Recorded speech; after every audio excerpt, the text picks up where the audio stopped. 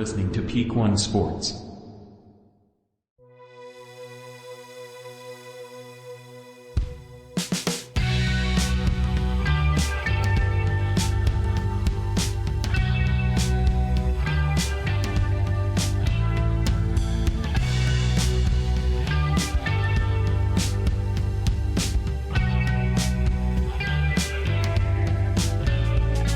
Welcome to the Bungalow Sports Show.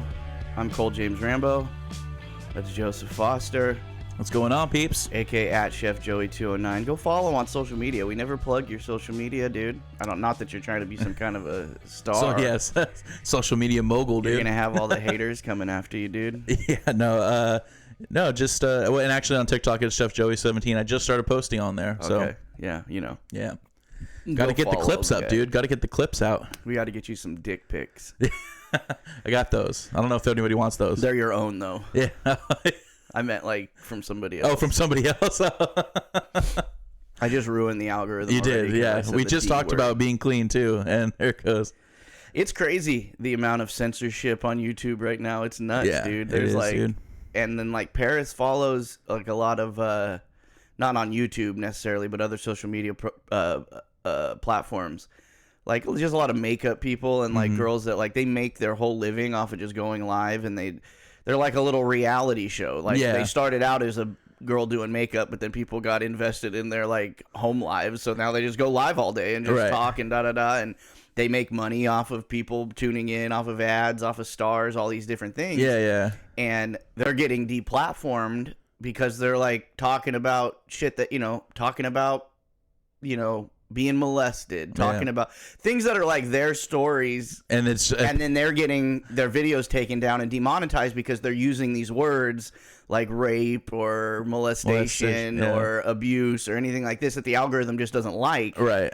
And so it shadow bans it. Yeah, but it's like they're not on there being inappropriate or anything else or joking about it. They're literally telling a story from their life that other people might relate to, or whatever. Yeah, that's rough. So it's like a weird time right now, you know what I mean? Where it's like the internet, when it first started, or like when people started first putting out YouTube videos and making all these shows and shit like we're doing, it's like it was the best because it was a place where you could go and do whatever, say whatever you want. Podcasts were, what we do can't be on TV because of our mouths or whatever. Oh yeah, absolutely. So it's like, but it can be on the internet. even on the radio, right? Yeah. And now it's kind of, we're seeing like the bounce back, the pendulum bounce back, where it's like going back to the censorship route of censoring the internet, and it's all these different individual platforms that are using the algorithms, and they just put in these, you say the COVID word, and it doesn't matter what you're saying about it. Right. They just take your video down or they demonetize it or whatever. I was playing a game a while back during that time, and you couldn't type the word out in the video game because like you could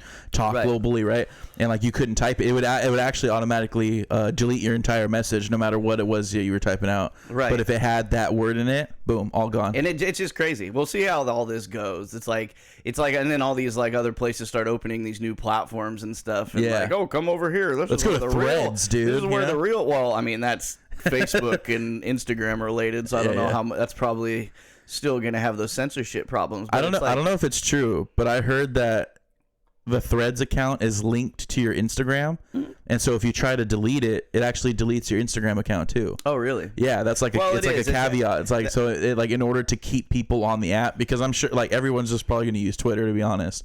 And so the caveat to stay on it is like, hey, like you can leave, but you're also going to lose your Instagram account. Yeah, I don't know. We'll see how it all works out, because like Twitter obviously has been around longer and people use it more and whatever, but it's like the Threads thing being very similar to Twitter, but then all you got to do, it's Facebook, Instagram, and Threads. Like literally post on one of them and you post on all of them without having to use any kind of, deck or any kind of third-party app that like shoots everything out to all your stuff. I mean, they're just trying to, it's like combining your insurance with Progressive. You know what I mean? Get a boat, motorcycle, bundle and save. We'll see how that goes, but don't censor me. You hear that, Zucks? Don't censor me, YouTube. All right? Because, like... right now, our money's on you. Or at least for me. My money's on Zucks to win this cage match. But oh, God. You keep censoring people, and we're going Elon, dude. I'm speaking for Cole now. I don't know, dude. Jorge Masvidal just came out and said he wants to train Elon. Is he really? For the match. This is so crazy. This is like a one step. Like, I know I asked you. You still haven't watched Basketball, but I still have. No, have you watched Idiocracy? You watched that movie? Yes, I have. It's like that's the one where it's Terry Crews is the President Camacho. John Cusack. No, it's Luke Wilson. Luke Wilson, that's what it is. Yeah. He goes into he's like he's an idiot, but he's the smartest person in this place, right? Right, Okay. Right, and you got one of my favorite characters there, Dak Shepard character in that movie. Like, I'm baiting. This is masturbating, but he calls it bait. I'm baiting. And then you got President Camacho with his Terry Crews and like a Apollo Creed fucking warm up, United States warm up, fireworks and guns and America's sponsored by Mountain Dew. And that's hella funny. It's been a long time since I've seen it. So right, me too. But it's like it's this thing that when it came out, it was just like and it's just like the more things happen. And I talked about it. I talked about it with Slam Ball a couple weeks ago, coming back, getting a deal with ESPN where it's just like, what? And then it's just like, and then I'm sure a lot of people would equate the beginning of the Trump era to that sliding in that direction where it's more of a show than an actual like, serious political discussion or whatever. And it's just like, and this Elon Musk versus Zuckerberg, if it ever actually comes to fruition on a UFC card, it's just like, what are we doing? Like, we don't even want to see professionals fight anymore. No. We want to see people beat the fuck out of each other in the most sloppy, pasty white it really way is possible. Too. Well, it started out as I know it's like a cage match now, but it started with just a jiu-jitsu match, didn't it? No, because it was Zuckerberg starting threads, and then Elon saying he would beat him up in the cage. It was like one of the first things it says. So whatever, it doesn't matter. It's fucking stupid. Well, Zuck's is training with Lex Friedman, dude. Whatever, dude. It's just the Russian asset. Like, no, just start a new league called Billionaire Cage Match, dude. Because that's all we want to see. Like, the only reason people are interested in this because there's just as much people who hate one of these guys as hate the other guy. Yeah. And they just want to see the guy they don't like get beat up by the other guy. I'm kind of interested that like Jake Paul didn't try to jump in on it. He might have probably. But Logan Paul has. Oh. He said that if they end up doing this thing, he wants to be on the undercard and fight Paddy Pimblett. Because he's convinced he can beat Paddy Pimblett, which I'm not sure that he can't, because Paddy Pimblett has not impressed me one bit in his career, but he's got this crazy hype train behind him because he's got, the personality, and he seems like a cool dude and everything like that. But skill set wise and the competition he's been facing thus far in the UFC, it has not been impressive. And Logan Paul, who's convinced he can beat him, is just like, well, put us on the undercard. And it's just like, I could see that. That is more of a legitimate fight than Elon Musk versus Zuckerberg, because at least Logan Paul has fought a couple boxing matches, and he fought Floyd Mayweather. Right. You know, and he can wrestle. So, and he can wrestle, and he's ripped, and he's, and he's in WWE right now. He's a very athletic guy. Yeah. So, not saying that he could beat Paddy Pimblett, but I'm just saying there's that a chance in the world is more legitimate of a fight than Elon Musk versus Zuckerberg. Yeah, true. And we're just gonna eat it up, and that's a problem with me. Is I talk shit about all this stuff, but it's like, I'm gonna watch it. Yeah, me, I wouldn't pay for it, but I'm definitely gonna scroll on TikTok and find a live. You know what I mean? Can't beat them, join them, kind of a guy, dude. You know what I mean? It's like, if they're gonna do it, I'm gonna watch it. I guess it's not me protesting it isn't gonna stop it. So, but might as well enjoy it. Today's episode, as always, brought to you by Betalytics. Go to Betalytics.com, make a profile, get 25% off. With promo code PEAK1. PEAK1. Don't bet with your gut, folks. Don't bet with the gut, bet with or the you Malgies. look like a butt. I like that one. But yeah, go to Betalytics. Get a call from the suits. No. Betalytics, they've got all the info you need to make educated bets. They've got stats. They've got AI predicted outcomes. They've got all kinds of stuff on there that'll help you make smarter bets. Loads of information, folks. Betalytics.com. Promo code PEAK1. We got a new sponsor this week. We got a new sponsor. Whoa. It's pretty cool, dude. that legitimate businesses are getting involved in the Peak One Sports Network. It's exciting. In the Bungalow Sports Show. This week, our new sponsor for the next few weeks before the NFL fantasy season starts is LeagueSwipe.com. LeagueSwipe.com is a service for all you commissioners out there who, you want to stay more involved in your league and lessen the duties of the commissioner and the money. And if you're in big money leagues or you're in different leagues that have different kinds of payouts and different kinds of things like that, sometimes you end up putting a lot of time, a lot of extra time into your fantasy league, and it takes away from the fun of it and having to bug your friends and family for money all the time. So it's just like, are you tired? Are you hate hassling your friends and family and your coworkers for their league dues? Are you wasting too much time in front of Excel tracking who won what matchup each week? Is managing your league payouts making you feel more like an accounts payable representative rather than a CEO? Well, League Swipe can handle all of that. Damn. All right. I don't really do fantasy football. I'm planning on doing it this season, but I'm thinking about we'll start a Peak One league maybe. Oh, and we'll all just get in a little friendly league together. I like that. But this, I play like old school fantasy, I guess what it's called now at this point, because I've been playing for so long. In our league, we haven't changed the rules or the way we do it over a decade. So it's like people take this shit so seriously. There's so many different ways to play fantasy sports and shit like that. So it's like this thing we've got, like, you can manage multiple leagues with League Swipe, right? So you're not getting confused from money from one league to the next league and who's paid what. Automated payout, so it's kind of like a little banking system where everybody's money goes into this account, and then at the end you don't have to take care of paying the winners or whatever. It pays out for you. Wow. And then it's got the nag feature, which are those losers out there who haven't paid their league fees, and it's week 5. You got the nag feature where you can keep sending them little notifications saying pay motherfucker, and trust me, even a league like ours that has been basically the same guys for 13 years, you still get to the end of the season when someone's about to need to be paid out, and there's still people who haven't paid the damn league fees yet. Wow. You know what I mean? And this is in the era of Venmo and PayPal, and where it's super easy to pay. You don't even have to go collect cash. Are you the commissioner of your league? No. I don't do that. I'm not a commissioner type. I mean, I guess if we start a Peak One league, maybe I'll be the commish. Wow, dude. I don't know. Well, last time I played, I drafted a kicker in the second round. So good for you, dude. They weren't expecting that. They were not expecting that. But yeah, so LeagueSwipe.com if you are interested in something like that. If you are a fantasy league degenerate, multiple leagues, you're multiple commish, you got a lot of money issues, and everybody's always fighting about money all the time, go check it out. See if it's something that might interest you and make your life a little bit easier. Yeah, so, shout out to them, man. Thank you, League Swipe, for getting involved in this thing we got going on here. And to keep it on Network Talk, 100 subscriber challenge has been completed. Holy smokes. Can't believe it, dude.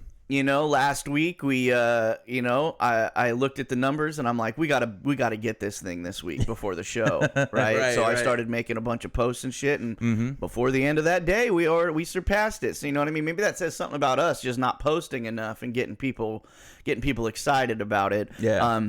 But you guys came through. We broke that 100 subscriber challenge. So thank you guys. Very much. Thank you guys very much for the support. And hopefully you keep tuning in.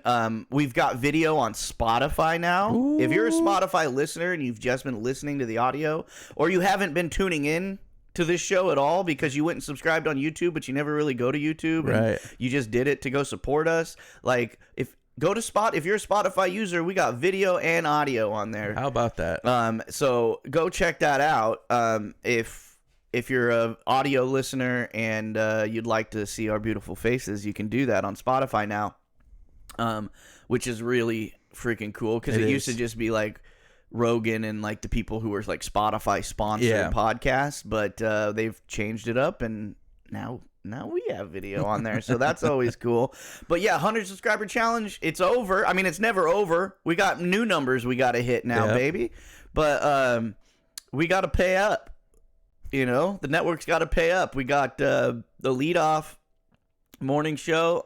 They've got their little raffle thing that they're gonna send out swag to whoever has made the most comments in these first 100 subscribers, or however they're gonna pick that raffle, and they're gonna send out some swag. They've got swag from different sponsors and different businesses and different shit we've been harping on over the last couple months. And then Joey and I need to start our triathlon, which I never have called it that until now. No, you just called it that. Yeah. But Ashton, one of the suits, called it that on I can't remember what, I think it was the leadoff the other day or Sports Biz. He was filling in for Tony, and I was watching, and he referred to it as the triathlon. And I was like, of course it's a triathlon. We're triathletes. Yeah, dude.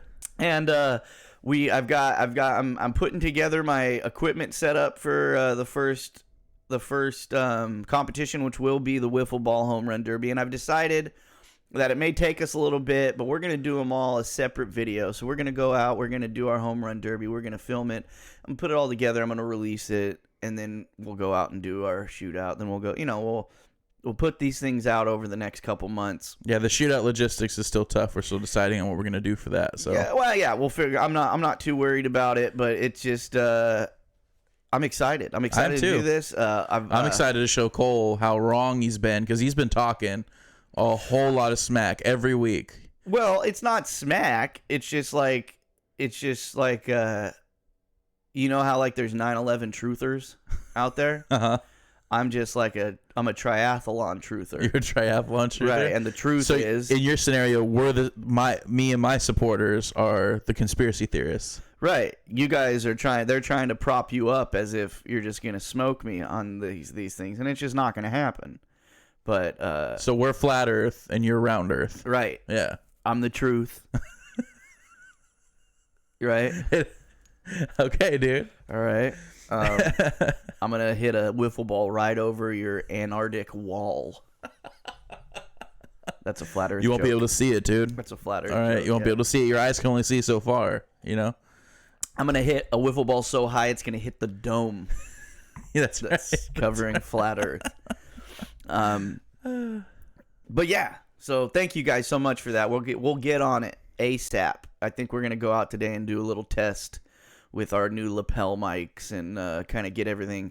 Go check out the wiffle ball field and kind of figure out how we're gonna get everything filmed, and we'll get back to you. Yeah, I got to dig my feet in at the plate. You know what I mean? Kind of just get my feet in the dirt and start to. Right. So we feel like we both will have like a home field advantage. Yeah. You know what I mean? I don't want anybody complaining after they lose that they just didn't feel comfortable out there or whatever. Yeah.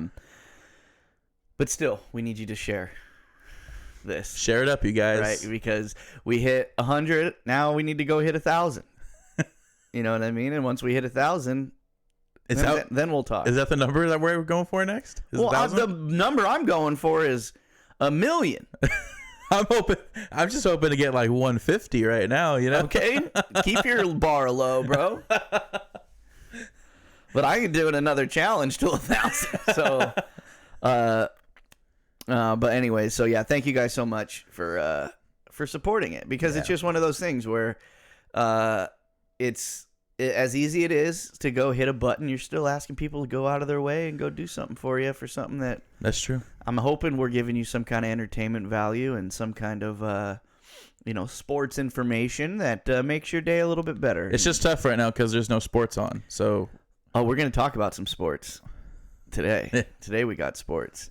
I did talk last week. We were gonna do a soda draft today, but I didn't. I want to do these drafts when we have a third in here, and I was trying to get. I forgot to ask during the week, and then I sent out a couple messages yesterday or Friday, seeing if anybody can make it this morning. Couldn't pick up anybody, and I couldn't pick up anybody. So doing a 2-man draft isn't really that fun because it's just like Sprite, root beer, cherry Coke, RC Cola, and we're just going back and forth screaming soda flavors. Yeah. You know what I mean? Which, by the way, shout out to Tim for last week's. Nah, you did, yeah. Yeah, he knocked it out of the park. You guys both went and did your plates. Yes, we did. Let's talk about that real quick, since before we move on. How was your 4th of July Italian feast? I didn't get any complaints from the people who made it, I made it, but from the people who ate it. Okay. However, I've come to the realization that I feel like I don't like chicken piccata.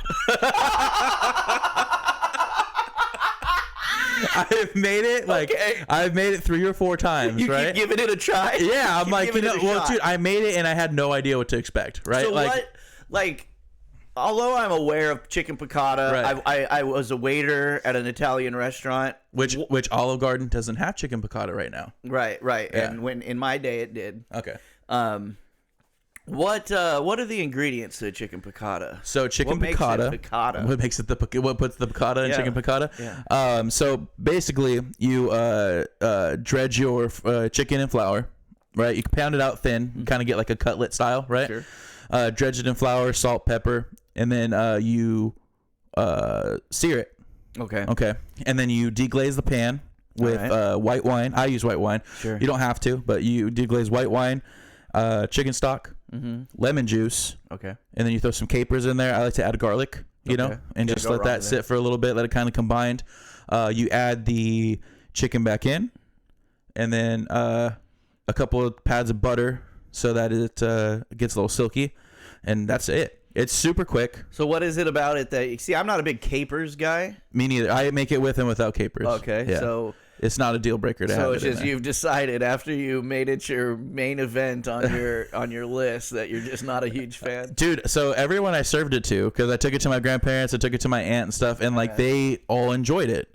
I just, this is the 4th time I've had it. Right. And I'm just... You're just like, all right, we're done. Yeah, I'm giving you enough chances. I'll make it for other people, but I guess that's I forgot lemon juice too. Lemon juice is a huge part of it. Lemon juice. Yeah. Oh, I did? Yeah. Okay, cool. So that's probably part of it, because I'm not huge on putting lemon on stuff. I like lemonade, but I just when I make tacos, simply like yesterday we had tacos, right? And there they are squeezing lime on their tacos, and I'm just... Well, lime's different than lemon. I'm not... Well, yeah, but I'm just saying in general. Sure. Okay. But lime's different than lemon. You put lime on Mexican food, not fucking lemon.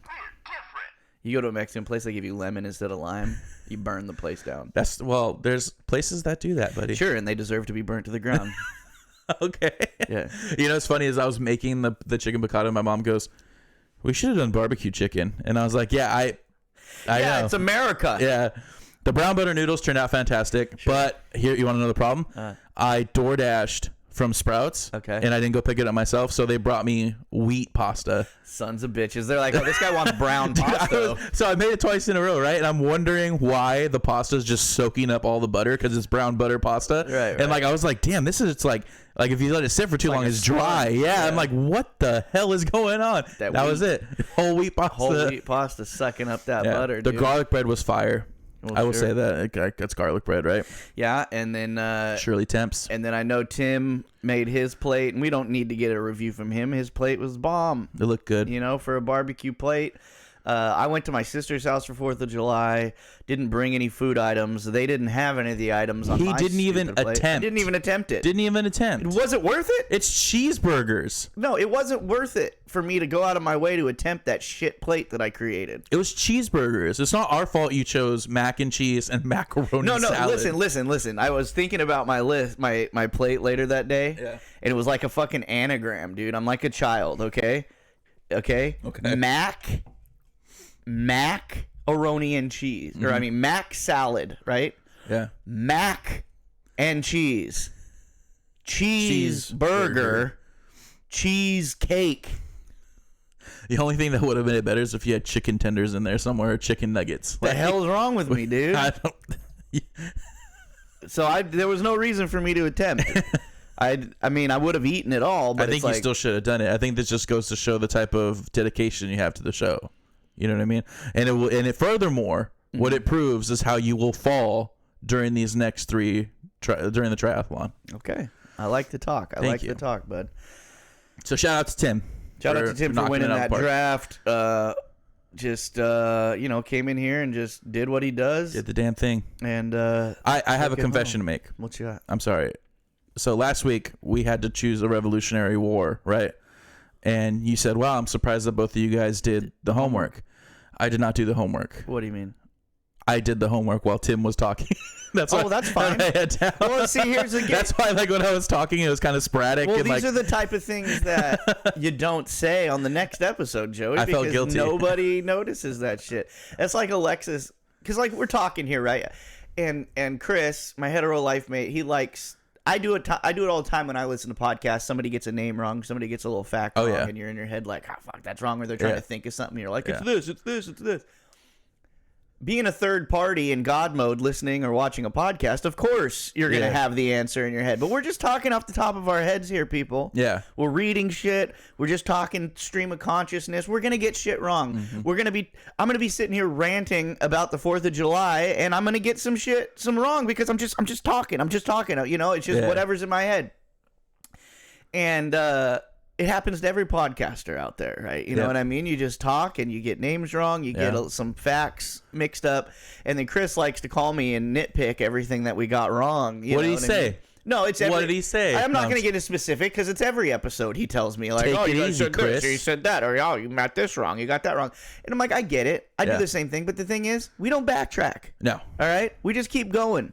We don't keep moving forward. We don't have Alexis will get a name wrong or a stat wrong or like a fight matchup wrong on fight night, and then right after we finish recording, he'll text me and be like, "Fuck, I meant to say this guy versus that guy, not this guy versus that guy," and then want to like make up for it on the next episode and like and correct yourself. I don't like that. Yeah, because the thing is if I'm talking about some specific athlete or some specific event and I get everything right, you get like 2 or 3 minutes into the rant, and then I say the name wrong or I say the thing wrong, but I had said it right 2 minutes ago.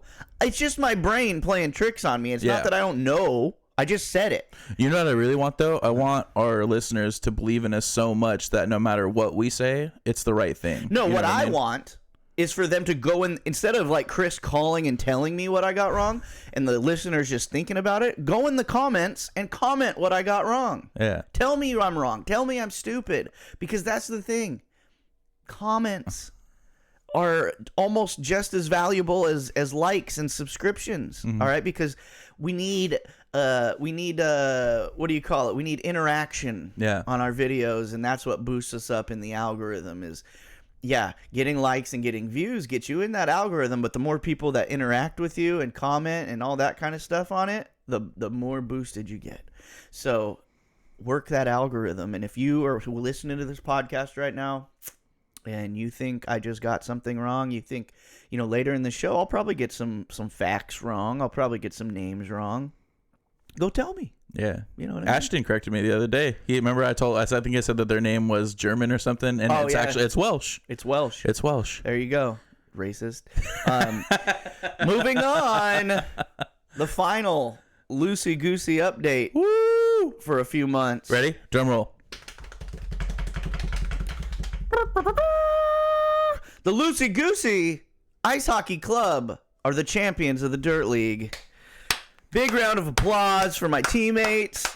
Fantastic job, you guys. It was a roller coaster of a season. We were up and down, up and down. We just kept the wins coming. We made it to the championship to face a team in the Yeti the only team we hadn't beat all season. And quite frankly, they smashed us every time they played us. Yeah. The game before the championship was the one where the infamous punch was thrown. So it was. That's the team that practices too, right? They practice, and this game was literally the most intense, craziest hockey game I've ever taken part in. Really, it was intense because they came out obviously because they'd beat us fucking 4 times. Yeah, so they had a chip, right? Well, they didn't have a chip. They just thought they were going to steamroll us like they always do. Yeah. You know what I mean? And they came out fast like they always do, but we played our game. And this is the first time we ever did what we always said we needed to do against them, which is don't try to be as fast as them. No. Let's make them slow down and play our game. Mm-hmm. You know what I mean? Let's not, as soon as we get the puck, try to get rid of it because they're so fucking fast. We're just trying to get a breakout or whatever. No. Hang on to that fucking puck. Mm-hmm. You know what I mean? Man up, body up on them. Let them overskate you because they're also guys that are real fast, but they're at their best when they're skating their fastest. If you slow them down a little bit, that's what evens the playing field with these guys because at a slower pace, it's not that they're way better than us at hockey. They're just faster. Yeah. Right? So they're playing better at a faster pace. So if we hang on to the puck for a couple more seconds, you know what I mean? Make a couple more passes, make the play last a little bit longer than just an up and down breakout. And that's what we did. Nice. And the game was back and forth. The final score ended up being 7-5. The seventh goal being an empty netter. So, you want 6-5 was our that was our championship, and then the seventh was just a cherry on top. Yep, nail in the coffin, baby. What did I do? I had 3 assists, no goals, but I had 3 assists. That's great. I only lost 1 face-off of the entire night, so that was nice. I think that's 3 stars right there? 3rd star? I mean, I don't know, dude. Sounds good to me, dude. No, they're definitely David Padilla. Shout out to David Padilla, scored 4 goals. Oh my gosh. He was a free agent we picked up in the offseason, and he came out and showed out in this championship game. I don't know what was going on, dude, but we got the goalie flustered, you know what I mean? Yeah. Because we were playing the way we always should have played and kind of being smarter about everything. And once we drained a couple on him, he wasn't used to that. This team's used to smoking people. Mm-hmm. So we got him a little bit frustrated. There was a few questionable calls by the referees on, not necessarily on penalties, but on icings and weird things like that. There was a goal that was scored, and then the net was immediately knocked off by the other team. Guy slid into it. The puck definitely crossed the line before the net was. It was like a split second. Yeah. Cross the line knockoff, and they called it no goal. And so it got a little bit heated there. I kind of lost my marbles during that time because that was when I think the game was tied at that point, 5-5. Yeah. And when that happened, That's an important. I kind of just my eyes rolled in the back of my head like a shark, and I just started screaming, "Okay, okay, okay!" Like I just do these things where I'm just like, "What the fuck do we have to do?" Yeah. You know what I mean? And it's like, okay, all right. And then what's your boy do? Your boy goes out there, wins a fucking face-off, and Dylan drills that fucker right in for a one-timer goal, and we take the lead, and then we hang on to it. You know what I mean? And we get that in. It was just, I broke my helmet celebrating. Oh my gosh. I was on the bench when the time ran out, and I threw all my shit on the ice and busted my fucking helmet. But it was worth it, baby. It was all worth it, man, because the Geese finally brought home a championship. That was our first championship we've ever won. Well, you're talking about roller or any of it. This franchise, which goes back to the Locusts of old. This was our second championship. Wow. It was our 3rd trip to a championship, our 2nd win. Congratulations, in this man. franchise that is over a decade old at this point. Mm-hmm. So it feels pretty good. Not Congratulations, man. I like how I get more in depth on my own personal sports than I do like with any like actual sport. Yeah.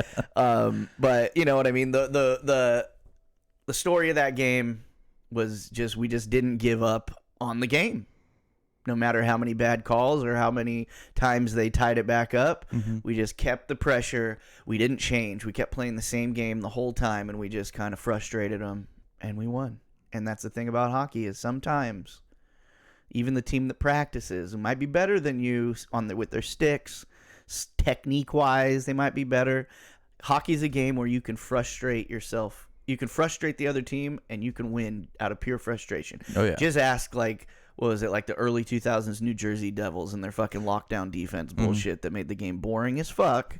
But they had a great season. Yes, they did. Because they frustrated the shit out of people with their play. They would get a 1-goal lead, and then they just hold on to it there. I mean, we didn't do that. We kept scoring because the other team kept fucking coming back. But it's like, you know what I mean? We just, got to, sometimes you can win out of just pure frustration. Absolutely. And taking the other team out of their game. But here's a little behind the scenes. Hi, this is Cole with the Bungalow Sports Show, and I'm here with Ryan. So this is a championship game. You know, now it's the real deal. This last week was practice. This is the real thing. How you gonna do? Just go out there, give 110%, right? 110, 115. Thank you. We'll talk to you after. We're here with the post-game report, and I'm very sorry to report that we won the championship, Ryan. Number one. Yeah, we did. You have to say it into the microphone. So this is the Ramstead Cup. I know it's not a cup, it's a little gold man. But this is our championship. Loosey Goosey, till I die, LG for life. The trophy really belongs to first time Loosey Goosey. We picked him up as a free agent in the offseason. David Padilla scored 4 goals tonight. 3 wasn't enough. Hat trick wasn't enough. And that fueled by Michelob Ultra. Congratulations, buddy. It's been a wonderful season. Wow, congratulations, man. Dude, yeah. What a beauty Ryan is too. And it was just one of those things where it was like, holy shit. It was like a load off almost, because like we've always been one of those teams, even back to like roller hockey, where like we were one of the best teams, but we would lose every game with 5 minutes left in the third period. Yeah. You know what I mean? Like, Right. think back on some of that shit. Like, Yeah, no, absolutely. we took a lot of L's, but they were 1-goal L's, and that goal was scored with like 2 seconds left. It was never really like 3-2 or anything like that. It was like their high scored games, you know? Oh, And, yeah. No. Like, so to finally break through, it was really nice. That's something that I kind of liked about our team, is that it wasn't like 1 or 2 people that were bearing it. And I mean, we always had Wayne that was the ringer, but I feel like everybody But scored Wayne's on our not team. a ringer. I hate it when people say that. He was. No, he's not, because he Yes, he doesn't was. score. He does. He shoots wide. No, he shoots scores. wide. You can at least count on 1 goal a game by him. That's not enough to win. But it's enough to call him a ringer. That was enough for us to lose every game. But Maybe if he scored 2, we would have won more. I don't like your negativity. You hear that, Wayne? You're not a ringer, as much as you like to think you are. You skate pretty. You shoot pretty. It's all flash, bro. It's all flash. Smoke and mirrors. No net. Yeah. All flash, no net. All flash, no Wide net. right, baby. New t-shirts. Laces out. All flash, no net. All right, moving on to real sports. This might be the most important day in America, and that is not only because it was our day of freedom, 4th of July, but it's the day of the Nathan's hot dog eating contest. That's right. And continued domination by the greatest American of all time, Joey Chestnut. And still. Joey Chestnut is he's just an anomaly, dude. Yeah. Like, I've been watching this guy eat food. I mean, mostly hot dogs, but also other foods for a long time. This was his 16th straight championship in the hot dog eating contest. Wow. Obviously, you can go online and check out his other stats. He's won plenty of other food type competitions. But, you know, it was shit. Obviously, probably 17, 18 years ago when I first started getting into the hot dog eating contest, because they made a documentary about Kobayashi. You remember Kobayashi? Yep. Kobayashi was the man. He was this tiny Japanese guy that would just out eat everybody like it was nothing, just stomping everybody. And they made this documentary about him. I can't remember what. It might have been on HBO. I can't remember. It was a long time ago. And just following him around training for the hot dog competition and watching him just stuff himself full of fucking noodles and all kinds of shit, just expanding his stomach and showing how they're able to eat this much, and how they transform their body into basically a food collecting vessel. So how come when they do it, they're athletes, but when I do it...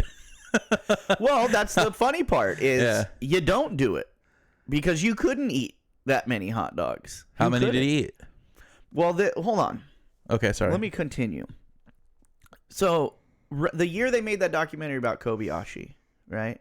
Then comes that year's Nathan's contest, right? And this young Blue Flame special named Joey Chestnut graces the stage. And he's this young, dumb, and full of cum. You know what I mean? Nobody even thought anybody was ever going to beat Kobayashi. And then what happens? Beat him. Joey Chestnut beats Kobayashi 16 years ago to the day. And this last 4th of July, they canceled it. They canceled the event I thought I saw that, yeah. because of lightning and weather and all kinds of shit. Uh-huh. Joey Chestnut goes out on stage and makes a speech to the crowd and ends it with, "I'm going to go get these guys and we're going to do this, fucker." And then I'll put in the video here. I forgot to load it up for Joey to watch it here, but his intro to this competition was so epic. It's right here. Reality, and all of time pours down around us now at once, simultaneous and endless, erasing cause and effect and opening all possibilities before us. And the ancient powers are subordinated to their own creation, and they smile at his achievement, and they say he shall live forever. For he does not do it for money, he does not do it for glory, he does it for his people, he does it for his country, he does it for freedom. And the gods shine down on us now, and the gods shine down on us still, because of him alone, because of him alone. The Nathan's famous 4th of July champion of the world, Joey Chestnut!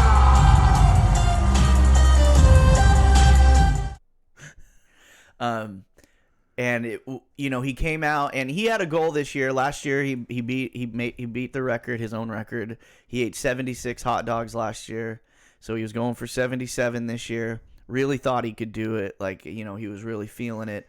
But, you know, with the weather, the delay, just like any sport, there's a peak. Everybody tries to get themselves to peak right at the moment that they need to. You're an MMA fighter. You're in the UFC. You've got an 8-week training camp. You're trying to peak right at the right time, so body's not worn down. Mm-hmm. You're not overtrained. You're not, you know what I mean? You're trying to peak, and that goes for it's got to go just as any sport where you're trying to shove 70 hot dogs into your stomach. You better be at your peak, because I tell you what, dude. Like, when I was a kid, like, we've talked about our disagreement on Mountain Mike's Pizza. Mm-hmm. But when I was a child, I could file down an entire Mountain Mike's large pizza like nothing, right? Mm-hmm. But I wasn't eating anything for like 2 more days after that. And we're only talking about whatever that is. Yeah. 12 slices, 10 slices, whatever that pizza is, right? Right. Eating that much, like, you gotta hit it right at the right time. Otherwise, your body's just going to reject it. You know what I mean? So he was going for the record, but with everything that happened, he hit 62 this year and dominated the competition. I mean, he was 14 hot dogs ahead of the guy who got second place with 48 or some shit like that. So it didn't matter that he broke the record. He still stomped out the competition 16 years in. Yeah. America. You know what I mean? And I loved it that the guy, there was another American that was in the top 3, but the other guy that was like neck and neck with Chestnut for like the first half was an Aussie. So I love there was a little international competition going against the US of A. Right.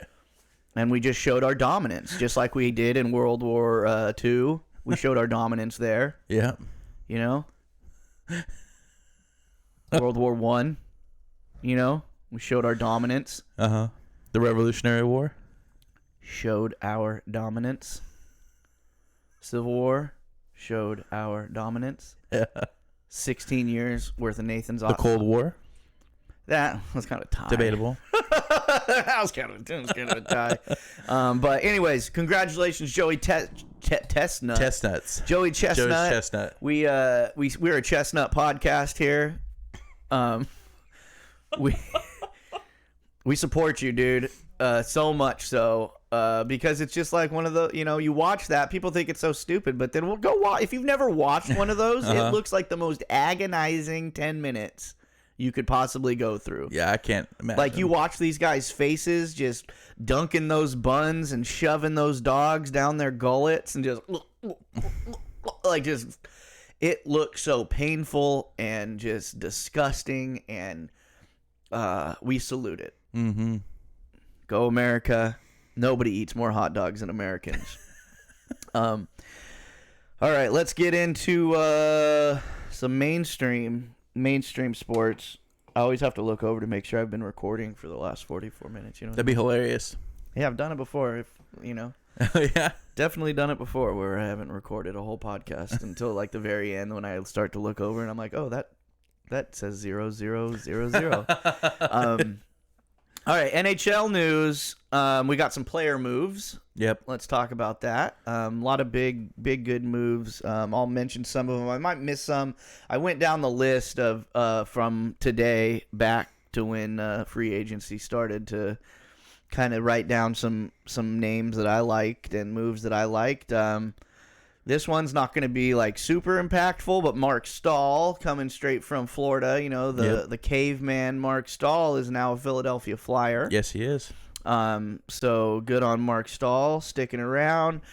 Big Pat Maroon, 3-time Cup champion, is now a Minnesota Wild. Yeah, crazy, right? I mean, he's one of those guys where you're not surprised that he moves, just because of like the role. He's a role player. You know what I mean? He's not a franchise guy, but sometimes when you win multiple cups with a team, they try to keep you around as long as possible. But maybe he's going to go to the Wild. Maybe he'll be that little tipping point that puts him over, because the Wild have a good team. They were in the first round, right? Yeah. I mean, the Wild have had a good team for a while now, and maybe they just need some extra push, some pieces. You know what I mean? Some role players like Big Patty Maroon.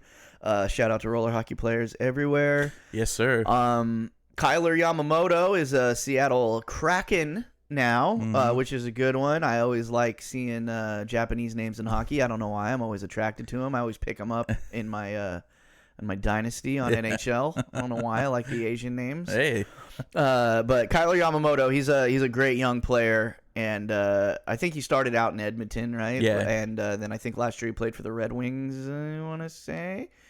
Possibly. Anyways, he's in Seattle now, so that's a good pickup for them. Couple big name moves. Toronto going all out, man, because just the big disappointment last year, and a lot of times the disappointment you every have that year. Well, you have that, but this was with the roster they had and just everything going into it, this was like a shit or get off the pot kind of moment for Toronto. And usually with teams, when they crap out in the playoffs and it's a season like that, it's either time to sell everybody off and start over again or double down, and it seems like they're doubling down because they brought Max Domi from Dallas in, which is kind of cool because Ty Domi, his dad, is a famous Toronto Maple Leaf. So, going back to dad's old stomping grounds. Good for them, dude. Keeping it in the family. Tyler Bertuzzi. Yeah. That's a big pickup. He's a very, very good player, and he came from old Boston. And you see Boston being the best team last year, they had the biggest implosion of any team. Yeah, they did. And I don't think they're going to get back in that same position this year. Tyler Bertuzzi not getting the boot, but not coming back is a big knock for them. And then Toronto brought in a bruiser. They brought in Ryan Reeves. Probably the biggest dickwad in the league right now, and that's fine. Hockey needs those guys. He needs them, man. We don't need one on every team, but it's nice to have them floating around there still. It's nice too, because then the star players that you don't want spending the time in the box and stuff don't have to do right. And it's another thing that the guys on the other team got to think about. Is Reeves on the ice? Is he gonna come over here and put his elbow into my eye socket? Like, you know what I mean? Like, so it's just it's one of those things that you do think about it. Like, right. To bring it back to myself, because that's what I'm best at, I told you I broke my helmet during the celebration of the Loosey Goosey Championship. Well, this last Friday, went back to Friday nights because the geese aren't coming back till September. That dirt league's not coming back till September. So I need summer hockey. You know what I mean? I can't stop playing. Sure. So I moved up a skill level, went up to the Silver League, joined the Dragons with a bunch of my geese teammates that were up there. But I had to play for the first time in a decade without a face shield of any type, because I didn't break my helmet. I broke the brackets that hold my face shield on. Ordered a new one, got it in time, but they sent me a junior face shield. So I had to go faceless, dude. And they didn't have face shields for sale over there? They only have cages, and I can't do cages. It makes me feel like a horse with blinders on. I do like if you've seen pictures of me that I posted, I do the one where it's the full visor, no impeded vision, and then it's got the bubble underneath. Right? Yeah. Because I just something about the cages when I first started doing started doing ice when I was doing drop-in, I had a cage, and it just for some reason having those bars, it just fucked with my vision. I don't know. I'm a weirdo. Made me dizzy, kind of. I feel you. So went face maskless. So the whole time I'm skating out there, yeah, I'm trying to play hard, but I'm also like, if that puck gets more than 3 feet in the air, get the fuck out of the way. Because it's like, yeah, I want to play good, but I also don't want to get my teeth knocked in. Yeah. You having a guy like Ryan Reeves skating around, it's like an extra thing to think about, right? It's like, yeah, I got to go out there and play, but I also got to think about this guy, collapsing my windpipe. You know what I mean? So, Toronto, good on you guys for bulking up that roster instead of tearing it all down. Yeah, those are some big moves. Another team that made some big moves, a team that really fucking sucked balls last year, is the Anaheim Ducks, which I always love it when they suck because the Ducks suck. But they picked up some big names. They boosted their defense big time. They got Jacob Slavin from Carolina, which is like their top 3 defender over there in Carolina. They got the beard. Radko Gudas is now an Anaheim Duck, which is sad because we talked about that last week. The Sharks are going to be trading away the best defenseman in the league here, and probably this week, I'd imagine. Trade talks are heating up. He's probably going to go to either Penguins or back to Ottawa, which would suck for him. But they got Radko. The Sharks could have used a guy like Radko or Slavin. Can you imagine what he's gonna do if he goes to the Penguins? I mean, it's like that's gonna wow. It'll be interesting because their top forwards are old guys. You know what I mean? So it's like it's gonna be interesting. I think they're gonna suck, even if they have Karlsson. You know what I mean? Because obviously. Yeah. You can have Erik Karlsson and still be one of the 5 worst teams in the league. Yeah, but you got the guys that will be assisting him. No, you're right, but you got old guys, right? You got a Penguins team who just needed to win one of their last 3 games against the 3 worst teams in the league, and they didn't, and that's why Florida got in the playoffs in the first place. We talked about that, right? Yeah. So, unless the Penguins like beef up their forward lines.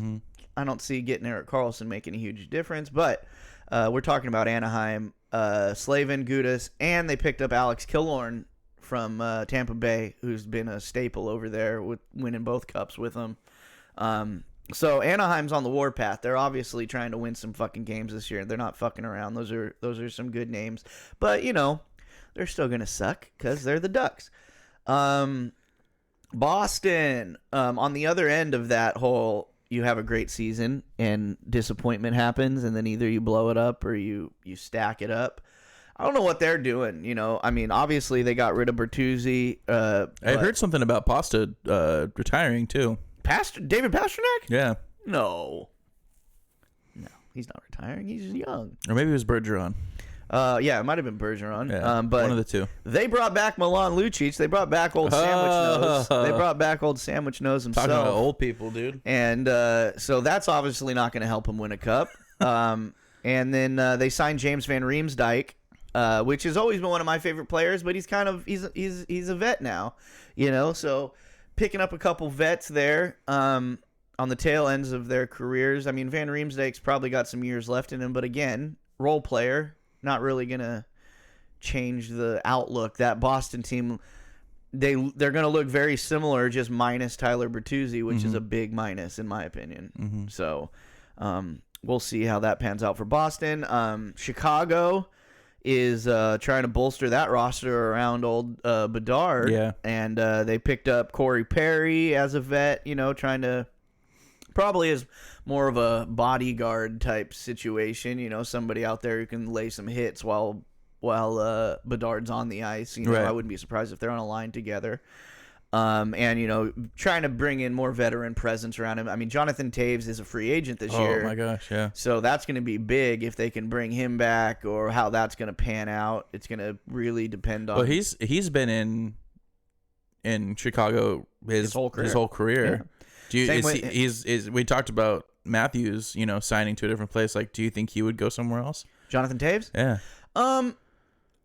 I think now that is a very big possibility now that they got Bedard. I think if they didn't get the first overall pick this year and they got one of the other guys, I think he might stay, right? But now that they've got Bedard and they're going to be shifting to him being the face of the league, or the face of at least that franchise or whatever, that's got to be hard for a guy like Taves, because also Taves has already had his cup. You know what I mean? Like, well, you can argue that Taves wasn't really the front runner of it, right? I mean, you had Patrick Kane, Marion Hossa, you had all these other guys he was the guy. Jonathan Taves was the guy back then. You know what I mean? He was the Bedard back then when they won that when they were in that era where they were dominating. I'm just saying they've had other guys that were 100%. I mean, you got to, but I think now that he's already, if he hadn't got a cup yet, I'd say that it was more likely that he goes somewhere else to go try to win one. But because he's won one, he's got so much goodwill in Chicago, I think it's more, there's more of a chance that he stays around and keeps taking like a lower contract, lower level spot on the team, and kind of let the team grow and get younger around him. But it also depends on how competitive he is at this point in his career. Right. If he really wants to win more cups, there's cup contenders that would pick him up, and he would be a added benefit because he's still a great player. But it really depends on how much money he wants, and then it depends on what Chicago, like how they're trying to shape this team around Connor Bedard. Right. You know what I mean? And that's really, I don't know. Talk to the sports biz guys about what's going to happen there, because I think a lot of that's going to have to do with money. Yeah. Just it depends on because Jonathan Taves can go get a big money contract on a cup contender right now. You know what I'm saying? Because there's plenty of teams that just adding him to their forwards would give him that little extra boost that might be enough to get him over the hump. Or is he going to be like a Tom Brady and say, I'll take less money just to keep Chicago, right? We got Bedard. Let's keep this because he wants to be a part of it, right? So I think that's all mindset. How much money have you already made? How much money do you want to make? Yeah. Or are you more about the prestige of this franchise, right? And winning cups or whatever. I hear you. They also signed Ryan Donato. Not like a huge signing, but solid player. Former Shark. Solid player. What else? Ooh, another big one is Matt Duchene to Dallas. Yeah, we talked about that one last week too. That's a big one. That one's gonna, that fills that. Max Domi leaving Dallas, and probably even more, because Matt Duchene is a little bit more of a star than Max Domi, more of a point producer. So Dallas getting as close as they got this last year. That's an over the hump player right there, getting Matt Duchene. So good ups to Dallas there. You know what? I was totally wrong about Pittsburgh. They're going to win the cup because they signed Matt Nieto. Another former Shark. Yeah. So there's your forward boost right there, Matt Nieto. No, I love Matt Nieto, dude. He was one of my favorite Sharks when he was on the team. Yeah. He's been moving around a little bit in the league, and now he's a Pittsburgh Penguin. So hopefully he can do something for them, and with the signings that they made. How do you feel about people that constantly move throughout the league? Like, because some people would say that if you continue to move around the league, nobody really wants you, right? But if people are willing to continuously pick you up. Well, what it means, if you're constantly moving, kind of like a Pat Maroon or whatever else, it's like, it's shown, like there's not everybody's a star player. And we talk about it all the time with hockey. It's like one of the ultimate team sports, right? Where one guy, Edmonton Oilers, one guy can only get you so far, right? So you have to have those role players. You have to have those third, fourth line guys that are out there because they have not necessarily a full, well-rounded game, but they're great penalty killers. They're great checkers. They're great shot blockers. Whatever it is, you got to have those guys. So if you're constantly bouncing around, it just means that you do something that teams need. Right. It's just those guys tend to move around more. One, because of money. Like, they're lining up two guys together that are free agents, right? You're already on the roster, but you're coming a free agent this offseason. There's another guy who's already out there as a free agent. His contract is $300,000 less than yours. Sometimes that $300,000 fucking matters. Right? So some guys on those third and fourth lines on a lot of teams are interchangeable with other guys because they bring the same skill set to the table. But if you can save a few $100,000 on the salary cap, you know, because maybe one guy's fine with the $775 league minimum, but the other guy, you got to pay him 1.2. Right. That's a big difference when you're trying to sign these star players for tens of millions. You need those $100,000 swings plus or minus with your kind of role playing guys. And a guy like Nieto, a guy like Donato, a guy like Gudis, Lucic now, you know what I mean? All these guys, Pat Maroon, Mark Stahl, like most of the guys we just named, even though they're big names in the league and guys that are role players and guys that bring something to the table, they're guys that can kind of interchange throughout the league. And that's good because that's why a lot of hockey players, if you can find what you're good at, you know, that's why I say all the time, like even in our stupid games, I don't care that I didn't score a goal in the championship. I got 3 assists and I won 8 out of 9 faceoffs. Right. Would we have won without me out there? Maybe. But I helped. Yeah. You know what I'm saying? So it's like maybe it wasn't 1, 2, or 3 star, but we scored off a couple faceoffs that I won. Yeah. You know, I might not have got an assist on it. I might have been would have been the third assist, you know, whatever. Yeah. But it's like, because I won that faceoff, we started a good little It's such a good way to think about it, dude, because I remember I'd beat myself up because when I'd come back to play defense, you know, and they get a goal, it hurts, right? But you don't realize. That's how you get better. You got to blame yourself. But I'm just saying, like, you know, you just blocked 6 out of 10. Maybe you stole the puck away from the other 4 or something, and that one went in. Right. You know? So that's how, like this Friday, because I went up a league. I've been skating in the dirt league for the last 3 months, getting lazy. Now I went up a league, so like I had to look at my game a lot differently because then there was another higher level league that intermixed with the Friday league, so it's even faster than the last time I played in it. So it's a pretty competitive, fast league out there. So I was like, I'm probably gonna suck some ass out here. But the way I looked at it, I picked their best player, Brooksy, former college hockey player. I picked him, center ice. Picked him, got the puck, got a scoring chance, right? Wow. Boom. That's like a goal for me. Yeah. You know what I mean? Out there.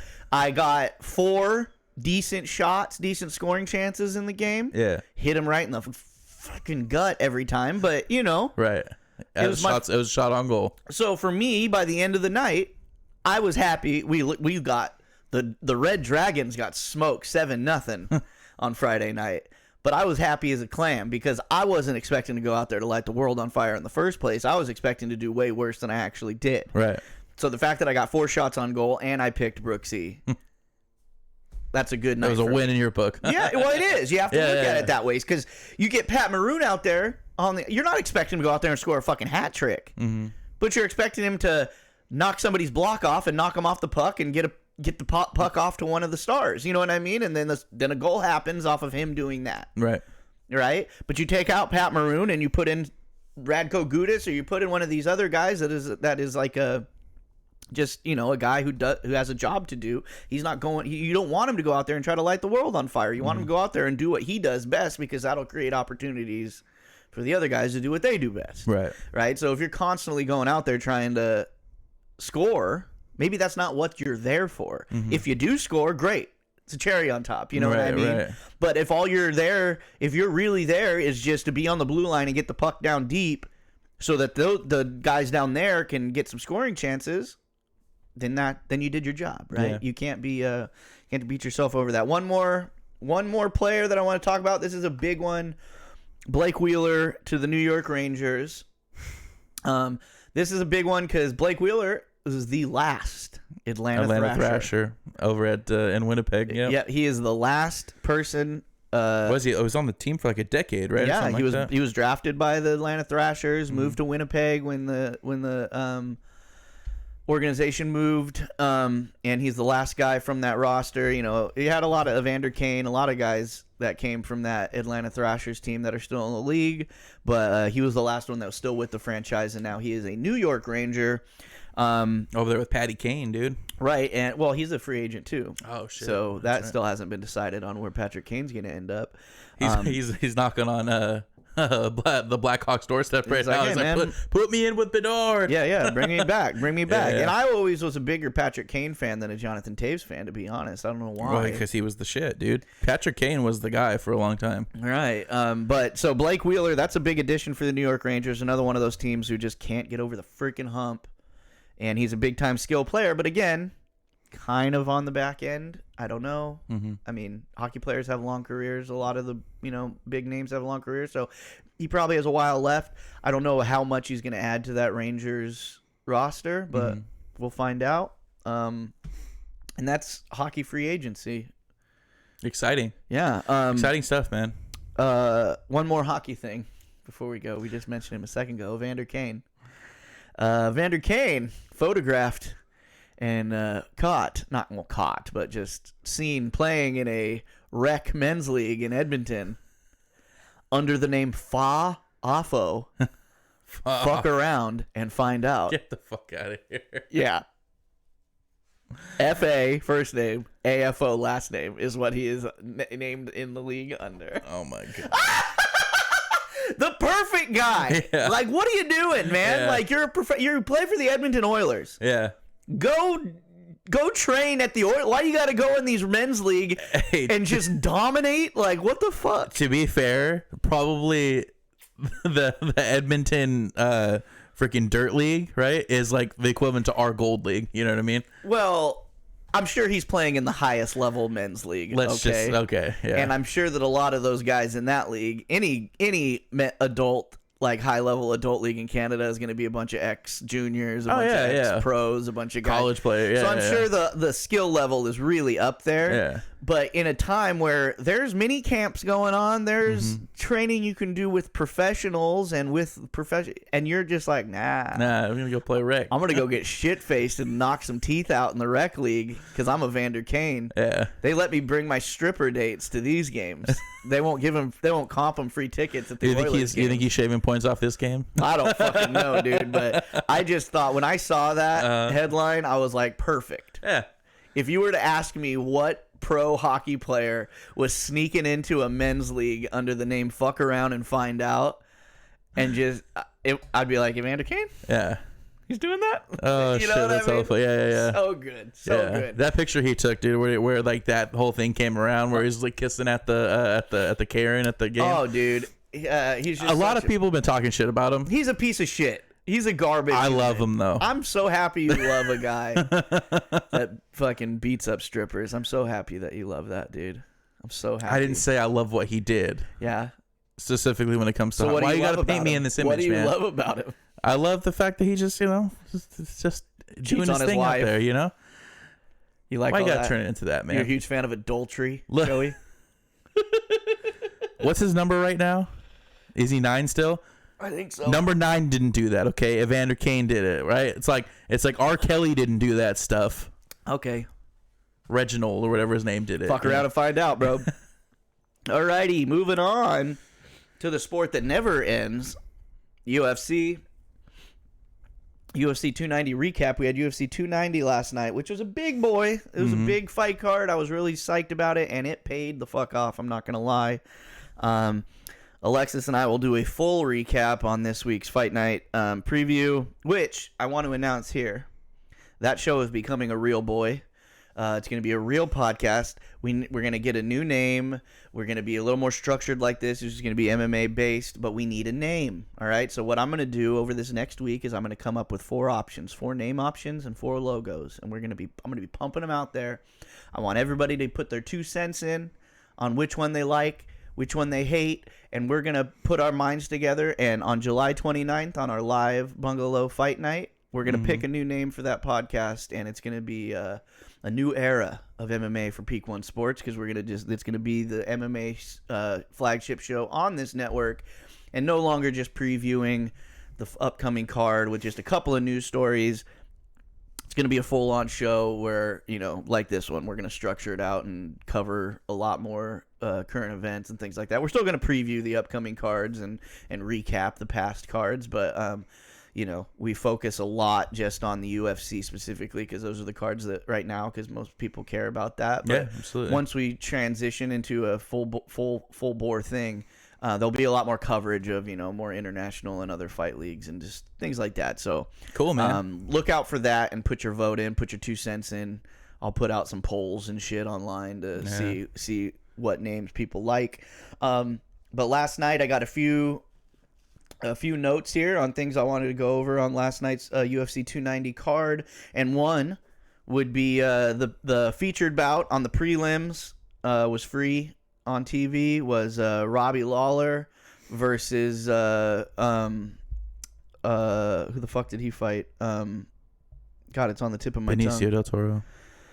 Yes, he fought Benicio del Toro. He fought his character from Lyle Lyle Crocodile. Oh no, that's the other guy. That's not Benicio.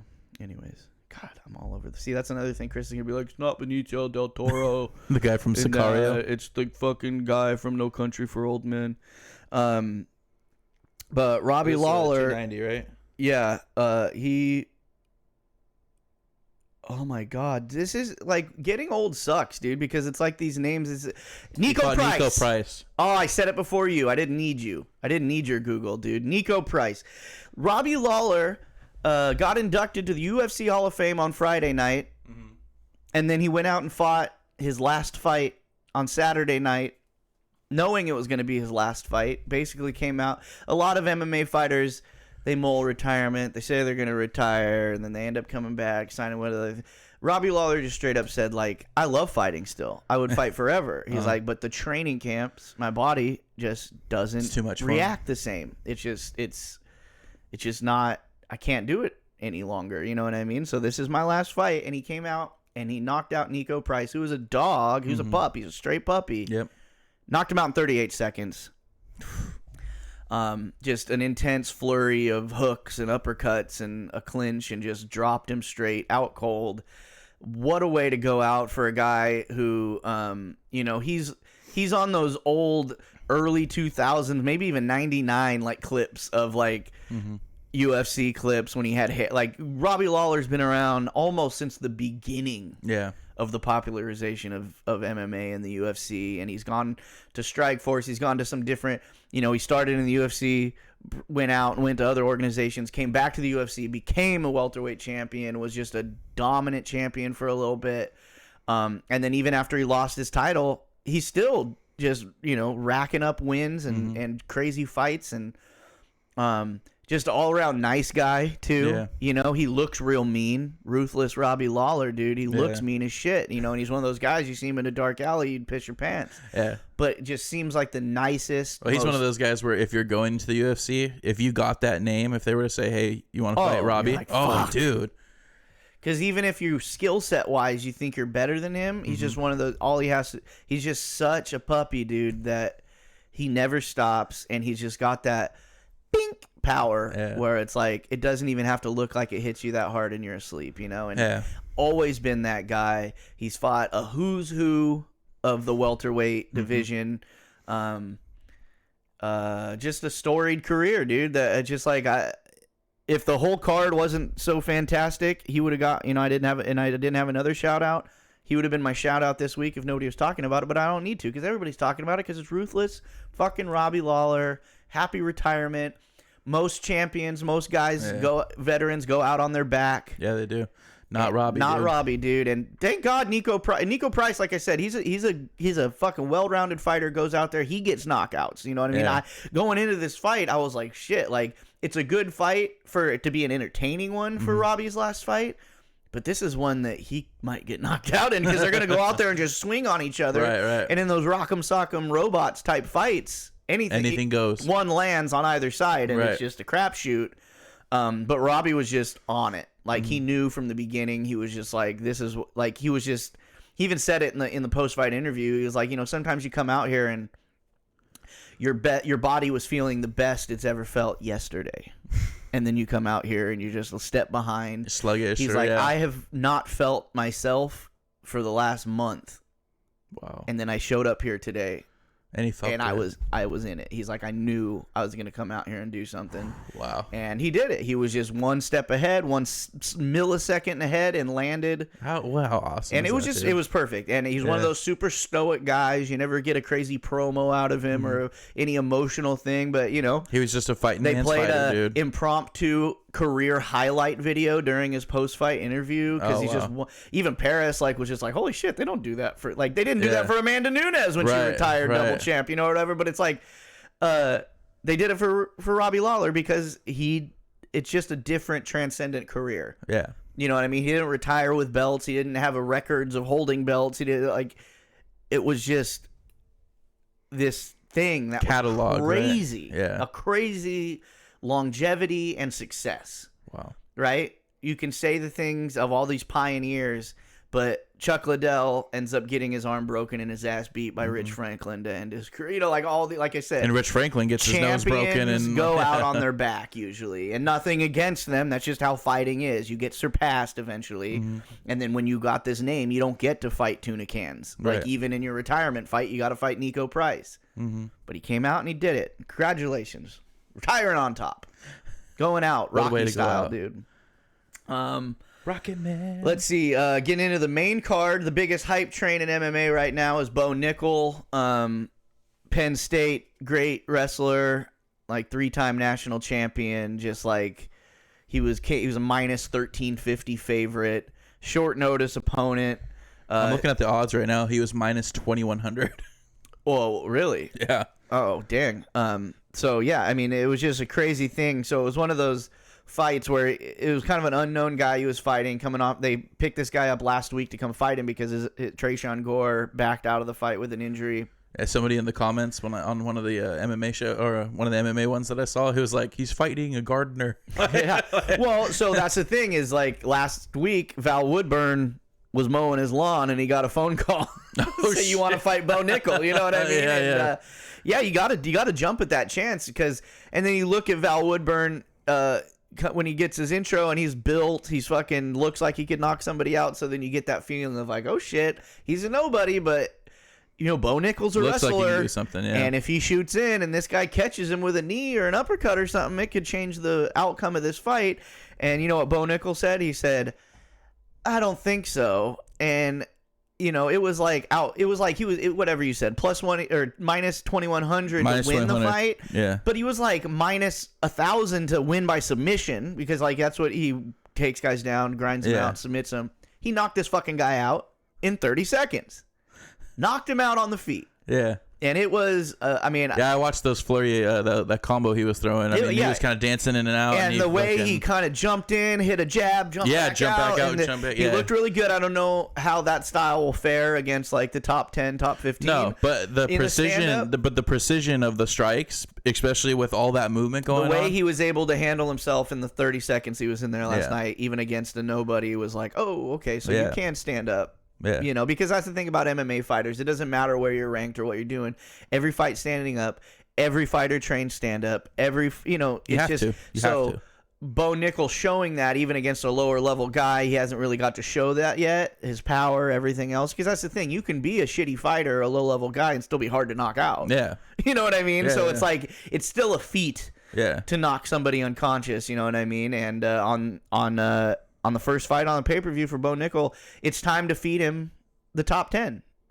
Even though this wasn't a ranked fight for him, you know, there's hype trains. We talk about them all the time where they feed him too much too soon and then the shine gets worn off and all that stuff. But Bo Nickel, I think after this performance, if he went out there and it was a decision or he subbed him in the 3rd round or like he had to grind, you know, if it was obviously a win, but was a little more difficult, I'd say, yeah, give him another fight. Give him a top 15 guy now.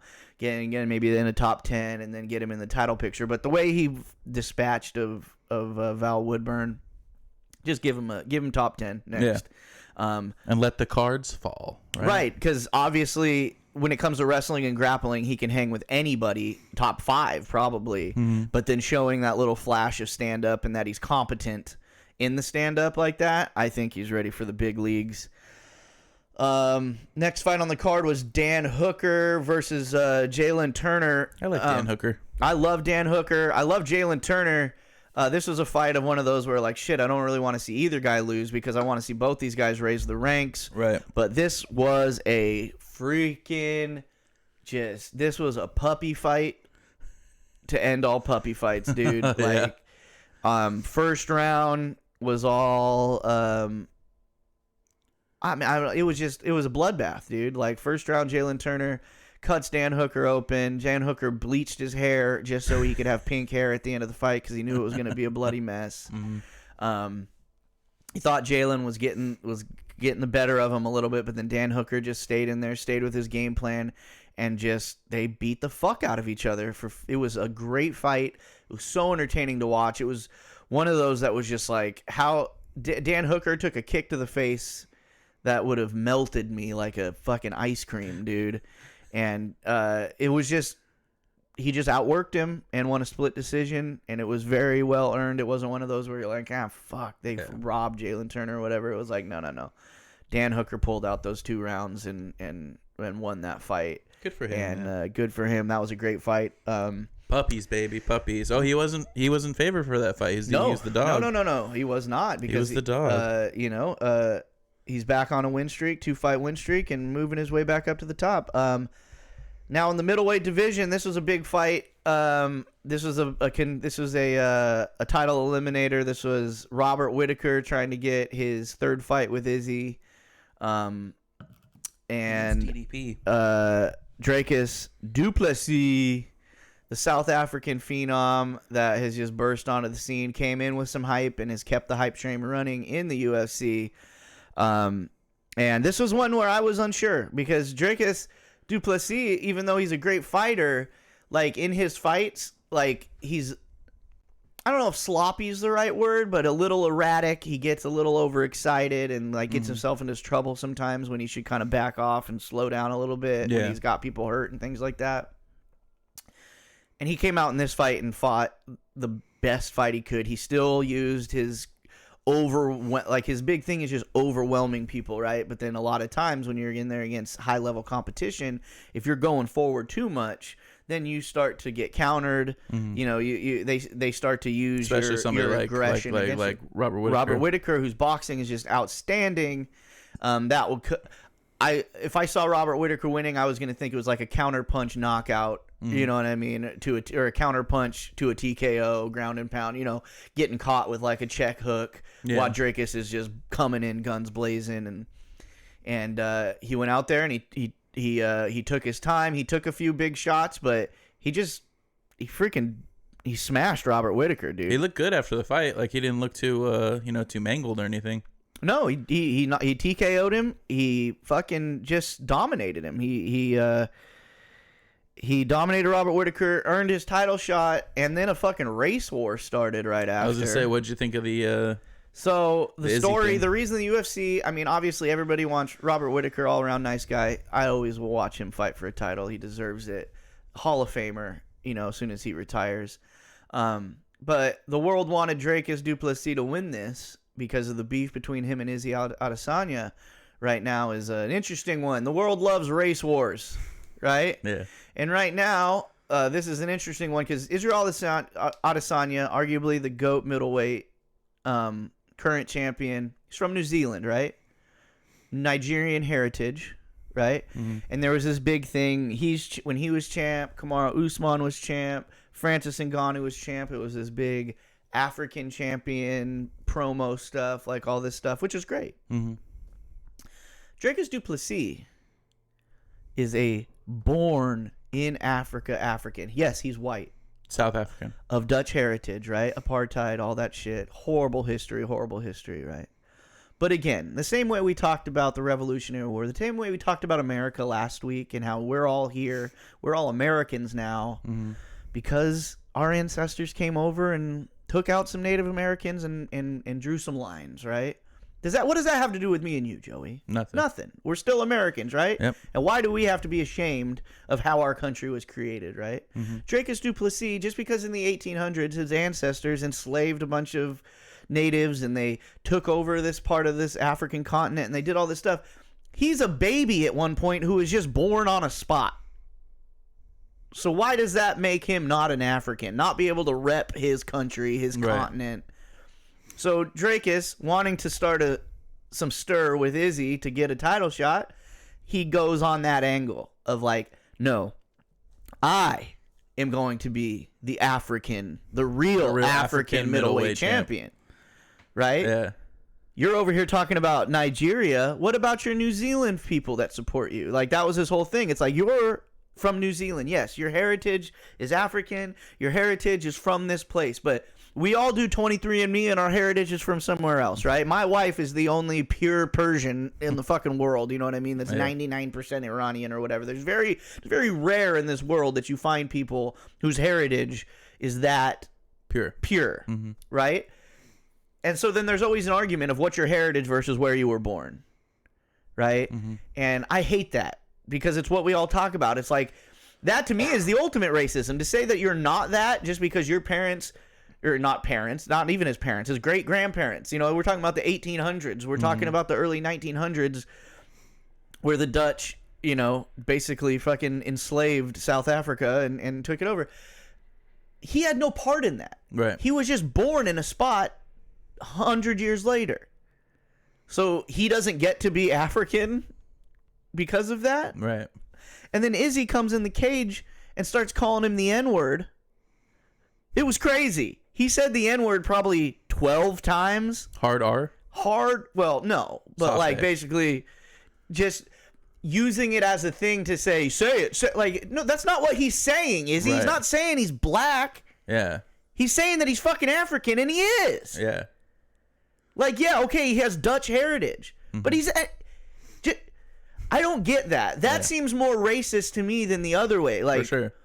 people are like, oh, you're being real white now. And it's just like, yeah, but what? Am I not American? Yeah. Because America was built on the blood and the backs of the natives that were here. It's Yeah. like every country's... It's so funny because people will like make that distinction, right? Instead of calling themselves American, they'll say, no, I'm Italian. And it's like, well, have you ever been to Italy? Right. Because those But- people in Italy will not claim you But I as know- Italian. Go ask a Puerto Ricans are some of the biggest Trump fans, Republican, pro-America, I'm American people in the world on the East Coast. Look Yeah. at Jorge Masvidal is a perfect thing. He's Puerto Rican, Yeah. but he's an American. Yeah. They love America. Right. They were born in America. So I'm not going to, as someone who's white that was born in America, I have more of a claim to it than someone who's Puerto Rican that was born in America. No. That's not what that's. Yeah. No, and I'm not saying that's what you're saying, but okay. that's what people are like taking this side of this argument of Yeah. like, we live in the Central Valley. It's 80% Mexican.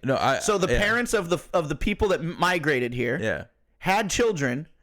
Their children aren't American. Yeah. They were born on American soil. They're fucking American. No, Izzy did nothing but hurt himself. I think so. Because everyone in the comments, like, and I'm a comment reader. I don't know about you. You know, they all talked about how cringy and how upset they were That was about the way that crazy. he did that. You're because turning it into a racial thing. We're understanding where DDP's coming from. And it's funny because it's like, yes, Izzy, you can claim Nigeria. You're fucking obviously Nigerian. Yeah. And I'm not even sure. He might have been born there. But I'm just saying that Dracus Duplessis' side of the argument of like, I was born here, I live here, I train here, I'm never leaving here. Right.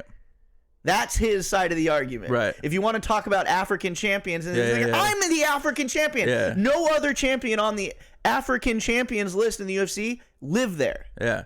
It's like when Chael Sonnen called out Anderson Silva when he was making a big deal about Brazil. He's like, this dude lives in San Diego. Yeah, San Diego. Yeah, what about your people over there? That's yeah, what I'm saying. And that's fine. Yeah. That's totally fine. And so it's like, I got nothing against Izzy other than the fact that he made it a racial thing last night. You could have just made it a continent-based thing. Yeah. And kept saying Africa. But when you come in there and start screaming the N-word at him like he's trying to claim that he's black or it's like, no. Different people of different colors live in different places. Yeah. When did that not become racist? Right. To say that they couldn't claim, he can't, he's got to claim the Netherlands? He's never lived there. No. Yeah.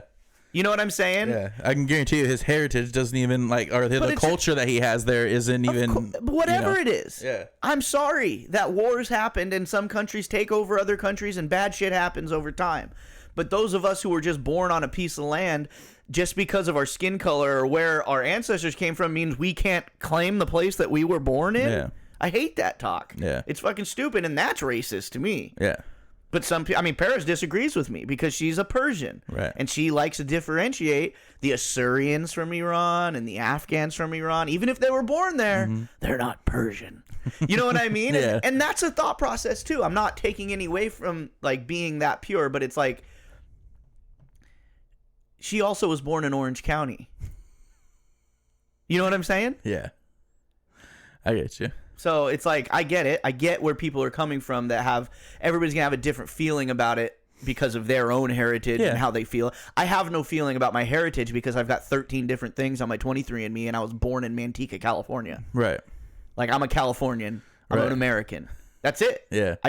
I like to joke that I'm Lithuanian or I'm whatever else that came up on my 23andMe, but it's like I have no connection No, we're to that Heinz England. 57, I have no dude. connection to Ireland. I have no connection to Eastern Europe. I have no connection to any of the places that are on my 23andMe. No, my grandmother talks about how my great grandmother was Jewish. Right. But we don't have any connection to that heritage. We don't, celebrate Hanukkah. We don't wear the yarmulkes or anything. It would almost be like more racist and stupid for you to just start walking around with a yarmulke on your head and be oh, I'm Jewish now. Shabbat shalom. That's why those 23andMe commercials crack me up with the guy wearing the kilt because he just found out he was Scottish or whatever. It's like, fuck you. Scottish. You're not Scottish, bitch. Yeah. You know what I mean? You're from Champaign, Illinois. Right. Right. But so it's like I get it. I get the argument. I'm not trying to say anybody's Dude, if wrong I or found right. out I was like Scandinavian, I'd be covered in Nordic ruins. Right, you'd start fucking doing teepee fires and smelting your own axes eating and shit. mushrooms and just like howling at the moon. No, that's what always made me laugh. I always thought I was Nordic because my family, my dad's family always said that, and then my uncle was one of those guys who's made his own Nordic battle axes. Yeah. Was so into the heritage, and then I do 23andMe, we've got none of it. None of it. Yeah. You know what I mean? It's all a joke. I was like this. I was like, please, please, please. But that's me. That's me. I have no claim to any heritage and have no pride in any heritage other than being American from California. You know what I mean? Yeah. I get it. Paris was born in Orange County, but she's one generation removed. Her parents are from Iran. So it's different for everybody. I think people just romanticize cultures, dude, and they want to be a part of it so hard. Of course, But in an era, in a time where we're all supposed to be intermingling and blending and realizing that there is no differences between us, it's just our cultural or religious or ideals change from country to country or whatever like that. We're supposed to be breaking down those barriers, not Joe going in the octagon and calling some white guy the N-word because he's from South Africa and he says you're not. Right. You know what I mean? Whatever. So that was like the biggest drama of the night, I think, was that. And Drake has handled it. He just walked away from the interview. Yeah. Because Izzy wouldn't let him get a word in edgewise, and then in the which really sucks because that's arguably one of the biggest wins of his career. The biggest win, and he completely stole a night, like every little bit of it from him, which was his plan, right? Izzy's plan, which is that's what you're supposed to do as the champ, as the guy. Why are they letting him in the octagon? That's what they do now. Yeah, they just let it happen. Now they're doing like face-offs, like for the next. They've done that a lot lately.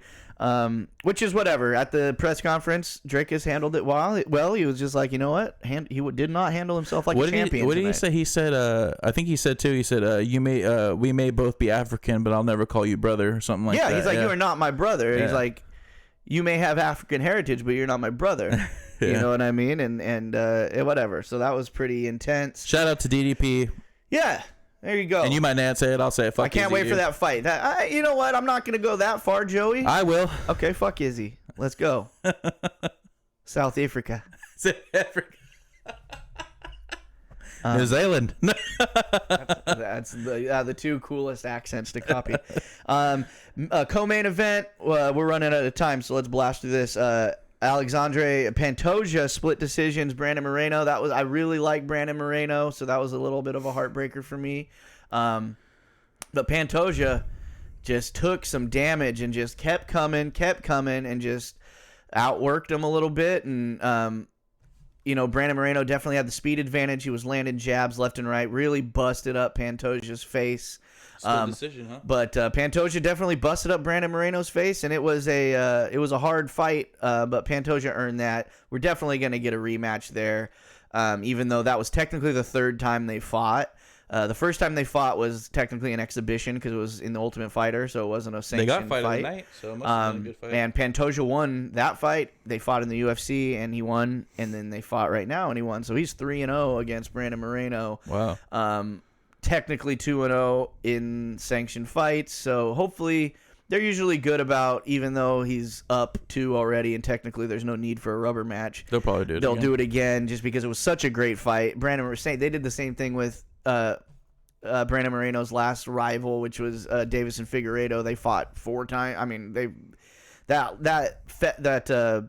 flyweight strap, you get a lot of rematches because it seems like there's a big jump off from like the top 3 to the rest of the people in the rankings. So like a guy like Pantoja or a guy like Brandon Moreno, if they make him fight another fight to get a title shot again, he's gonna win it. Yeah, like he's going to win it. Like he's beat the next 5 guys on the list. So it's like, just do the rematch again. Right. We want to see it again. And then, as expected for me, I know Alexis was really hoping Yair would pull some crazy shit out of his bag, which he does have in his bag. But Volkanovski just dominated Yair Rodriguez. I ended up finishing him in the 4th round, TKO. And even though he lost going up a weight to lightweight, and he lost a split decision to Makhachev, a lot of people think Volk's won that split decision. I think pound for pound #1, right? He deserves it. Yeah. I don't think if Makhachev dominated him in that fight, then yes, Makhachev deserves the pound for pound #1. But he didn't dominate him. It was a split decision, and half the people think that Volk won that fight. Yeah. So, and in a split decision, is anybody ever really robbed? That means it was real close. Yeah. It was about as close to a draw as you could get in a championship fight. You know what I mean?